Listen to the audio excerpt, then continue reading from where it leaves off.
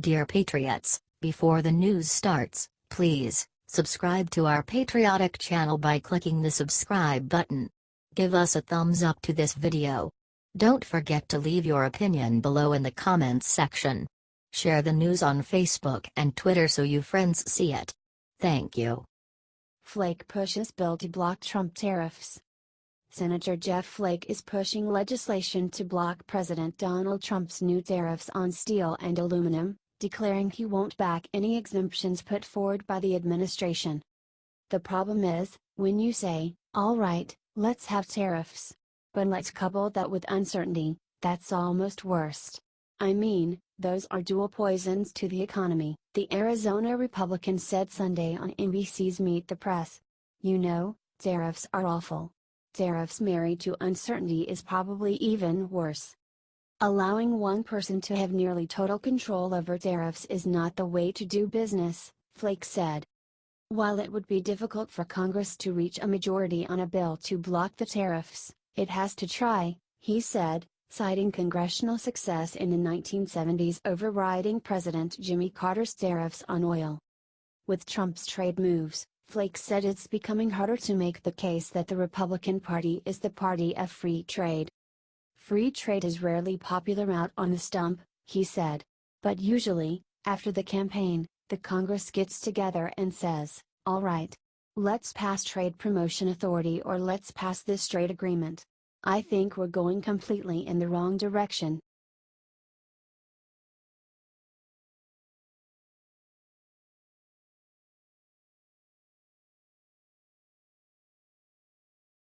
Nunberg on grand jury testimony duty as an American, whether I like it or not.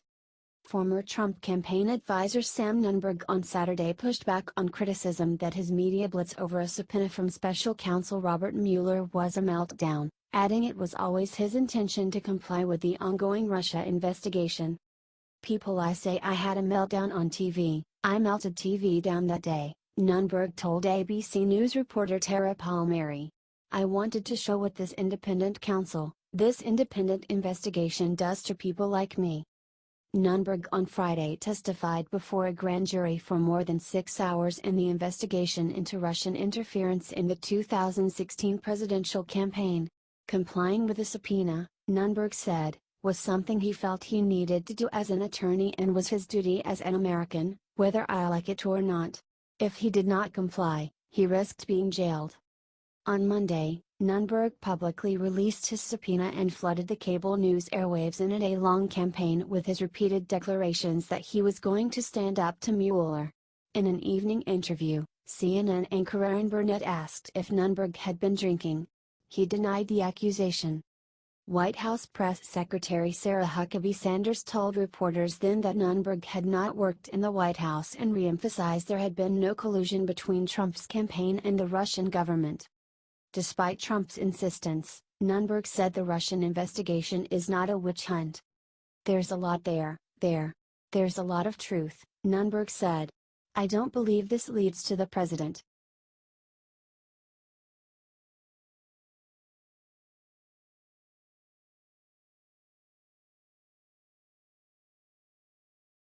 Warren worries Kim will take advantage of Trump in talks. Senator Elizabeth Warren says she's worried North Korean leader Kim Jong-un will take advantage of President Donald Trump in any face-to-face talks, especially given the current flux in the State Department. "Let's start with what the Trump administration has done," the Massachusetts Democrat said in an interview aired Sunday on NBC's Meet the Press. "They're moving toward diplomacy. I think that's a really good move. There is no military-only solution to the problems presented by North Korea, and I'm not the only one who feels that way." But, she added, the U.S. is currently facing a decimated State Department and doesn't have an ambassador to South Korea or an assistant secretary for the region. And it's critical to have officials who are familiar with the economy, history and language involved in any negotiations, she explained. "I want to see our president succeed, because if he succeeds, America succeeds. The world is safer," Warren said. "But I am very worried that they're going to take advantage of him." North Korean leaders have been trying to meet with the U.S. president for decades, and this would-be meeting is a win for them, Warren said. But there are steps that can be taken before any meeting, she added, to ensure the U.S. also benefits. I would like to see the State Department do its job, and I'd like to see a president that works with the State Department so we can have a truly comprehensive response here that makes some sense, Warren said. There are things we could ask North Korea before this meeting, to say, show us, verifiably, show us how it is that you have frozen your nuclear program, she said. Then you get to meet with the President of the United States. The primary focus of these talks should still be on the denuclearization of the Korean Peninsula, she added, and reducing any threat North Korea poses to the U.S. and the rest of the world.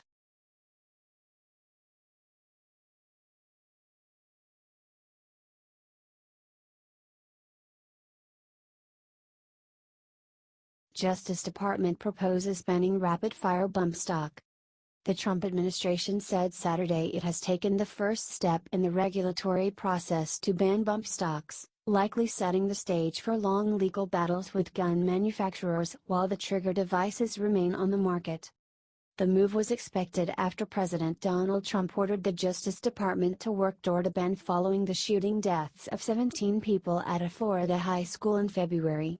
Bump stocks, which enable guns to fire like automatic weapons, were not used in that attack. They were used in last year's Las Vegas massacre, but have since become a focal point in the gun control debate.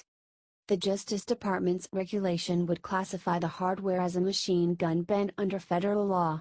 That would reverse a 2010 decision by the Federal Bureau of Alcohol, Tobacco, Firearms and Explosives that found bump stocks did not amount to machine guns and could not be regulated unless Congress amended existing firearms law or passed a new one.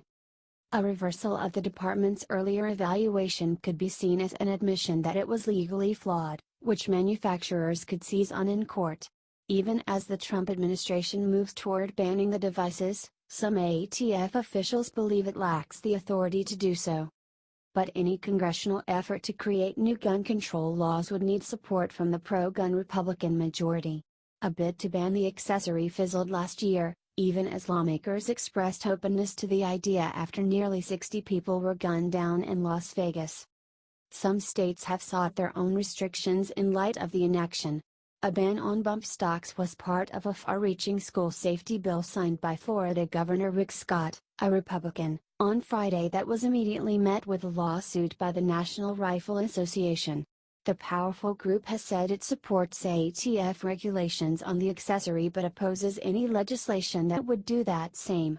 The NRA did not immediately return calls for comment Saturday. Calls mounted for a bump stock ban after the Las Vegas shooting, and the Justice Department said in December it would again review whether they can be prohibited under federal law. Trump told officials to expedite the review, which yielded more than 100,000 comments from the public and the firearms industry. Many of the comments came from gun owners angry over any attempt to regulate the accessory, a move they view as a slippery slope toward outlawing guns altogether. The proposal still needs the approval of the Office of Management and Budget.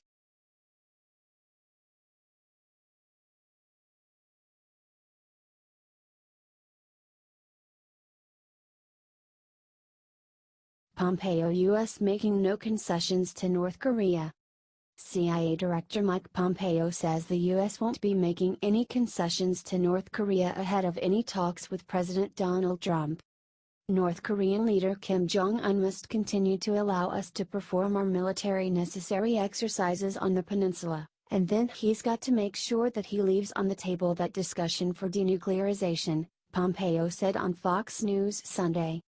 These are real achievements, he added. These are conditions that the North Korean regime has never submitted to in exchange for conversations. Any discussions between Trump and Kim will play out over time, Pompeo said, but the first negotiations would likely set the tone for what arrangements will be deemed acceptable. Make no mistake about it, he said. While these negotiations are going on, there will be no concessions made. In the meantime, Pompeo said, the U.S. will continue to take steps to disrupt the North Korean economy and pressure the regime. Those efforts will continue, he added, and we will see how the talks and negotiation proceed.